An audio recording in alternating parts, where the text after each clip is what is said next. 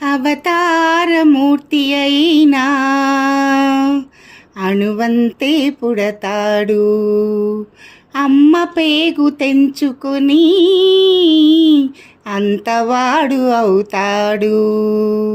అవతారమూర్తి అయిన అణువంతే పుడతాడు, అమ్మ పేగు తెంచుకుని అంతవాడు అవుతాడు. అమ్మేగా అమ్మేగా చిరునామా అంతటి ఘన చరితకి, అమ్మేగా కనగలదు అంత గొప్ప అమ్మని ఎవరు రాయగలరు. అమ్మ అను కావ్యం కన్నా కమ్మని కావ్యం ఎవరు పాడగలరు. అమ్మ అనురాగం కన్నా తీయని రాగం అమ్మేగా